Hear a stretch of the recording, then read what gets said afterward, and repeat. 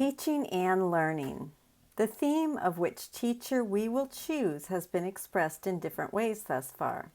Although we cannot help learning any more than we can help teaching, we always have the freedom to decide which teacher we will learn from and which lessons we will teach. Separation or unity. We look now at passages that emphasize how we always have two teachers to choose between, the ego or the Holy Spirit, and the consequences of our decision. Your past learning must have taught you the wrong things, simply because it has not made you happy. On this basis alone, its value should be questioned. If learning aims at change, and that is always its purpose, are you satisfied with the changes your learning has brought you? Dissatisfaction with learning outcome is a sign of learning failure, since it means that you did not get what you wanted. Remember, the motivation for our learning this course is pure selfishness. Jesus tells us we should learn it because it will make us feel better, not because it is noble, beautiful, and true, or because he tells us to. This is why his teaching emphasizes that learning from the ego has made us unhappy, and learning from him will give us a happiness beyond anything we believe is possible or that we deserve. There is nothing so frustrating to a learner as a curriculum he cannot learn. His sense of adequacy suffers and he must become depressed. This is true of any child. If children, for example, have an undiagnosed disability and cannot learn, they find themselves in an extremely frustrating situation. Others learn and do well while they do poorly and fail. This is our situation. We are learning disabled and studying a curriculum we cannot learn. The ego says, "Listen to me, follow my guidance on specialness, and you will be happy." We listen to its lies and follow its teaching and always fail. How frustrating to have one relationship after another that does not work, or a job less satisfying than the previous one, and on and on. Nothing here in this world truly works or can satisfy us or bring us peace. The problem, however, easily corrected, happily, is simply that we have been studying with the wrong teacher. Yet at the same time we are journeying in the world of madness. The right one patiently awaits our change decision. Being faced with an impossible learning situation is the most depressing thing in the world. In fact, it is ultimately why the world itself is depressing. The world is depressing because everything here fails us.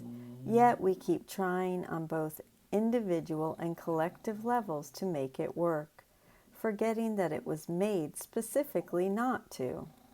We keep spinning our wheels, hoping, praying, and hallucinating that this time things will be different. They never are, because the world's purpose is to reinforce separation, guilt, and blame. Jesus helps us to see how miserable we are and why, which is the motivation for our finally choosing the teacher of the other way. The Holy Spirit's curriculum is never depressing because it is a curriculum of joy. Whenever the reaction to learning is depression, it is because the true goal of the curriculum has been lost sight of. The ego's goal is for us to be unhappy and blame everyone else for it. However, because it does not tell us this, its thought system of lies has to be exposed, the purpose of A Course in Miracles.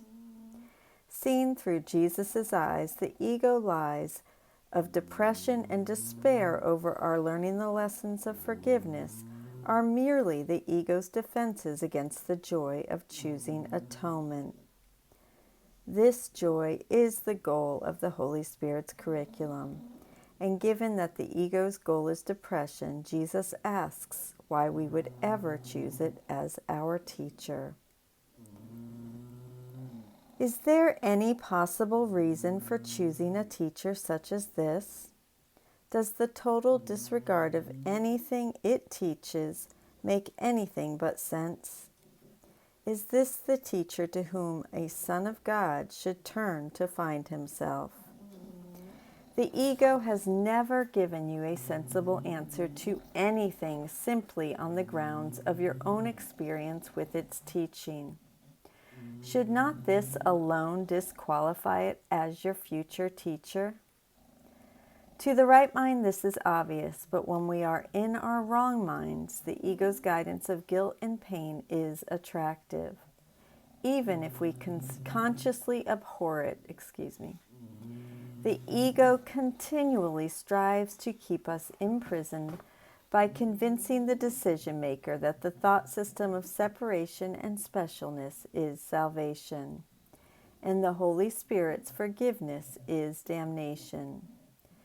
Jesus is pleading with us to come to our senses and recognize the sheer insanity of maintaining allegiance to this false teacher. And I'm going to stop there today, and I just want to comment. I know my dogs are snoring in the background, and I hope that you find that soothing, because it is impossible to get away from them. And if they're not snoring, they'll be barking. So I usually record this before when I can sneak away, and they're not going to follow me because they're too tired. But I did not do so today. It's lunchtime, and they are all around me. I love you. Thank you for joining with me. I will see you soon. Bye.